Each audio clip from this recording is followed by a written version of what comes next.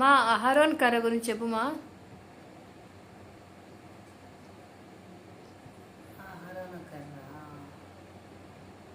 మోషే ఇశ్రాయేల్ జనాంగాన్ని నడిపించుకొని తీసుకొని వస్తాడు కదా. వాళ్ళ అన్న యాజకుడు అహరోను, వాళ్ళ అక్క మిరియాము.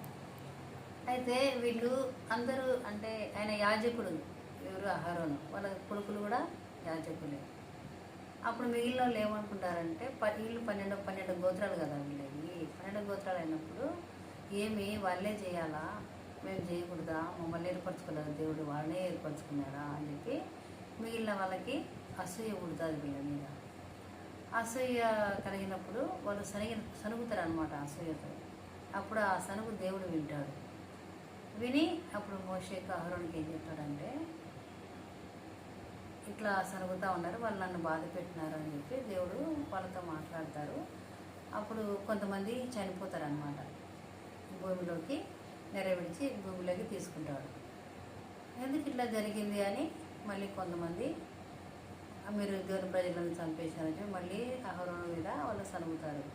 మళ్ళీ వాళ్ళు అన్నప్పుడు అప్పుడు వాళ్ళకి దేవుడు తెగులు వస్తుంది అనమాట. ఆ తెగులు వచ్చినప్పుడు దాదాపుగా 14,700 మంది దాకా చనిపోతారు. అప్పుడు దేవుడు ఏం చెప్తాడంటే మోషేకు అహరోనుకి ఏం చెప్తాడంటే, మీరు 12 గోత్రాలు కదా, ఒక్కొక్క గోత్రానికి ప్రధానుడు ఎవరున్నారో వాళ్ళ పేరు రాసి ఒక్కొక్క కర్ర తీసుకొచ్చి మందిరంలో పెట్టండి, గుడారంలో పెట్టండి. అయితే వాళ్ళ పేరు ఉండాలా, ఎవరి గోత్రం అయితే వాళ్ళ పేరు ఉండాలా అని చెప్తాడన్నమాట. అట్లా 12 మంది తీసుకొచ్చి పెడతారు.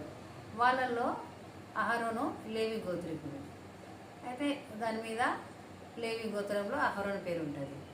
అది తీసుకొచ్చి మందిరంలో పెడతారు. పెట్టిన తర్వాత ఇంకా పొద్దున ఈరోజు పెడతారు, రాత్రి ఈరోజు పెట్టేసినారు, రేపు వచ్చి చూసేటప్పటికి ఆ కర్ర చిగిర్చింది, పువ్వులు పూసింది, బాదం పండ్లు అయిందంట. చూడు, ఏమన్నా నీళ్లు పోసినారా, దాన్ని ఏమన్నా భూమిలో పెట్టి నాటినారా? ఫస్ట్ చిగురించింది, పువ్వులు పూసినాయి, బాదం పండ్లు అయినాయి. దేవుడు ఎంత గొప్పవాడు. ఎందుకంటే దేవుడు అహరోనును ఏర్పరచుకున్నాడు కాబట్టి, యాజకుడుగా ఆ గోత్రాన్ని ఏర్పరచుకున్నాడు కాబట్టి అహరోను కర్ర చిగురిస్తూ వచ్చింది. థ్యాంక్ యూ మా.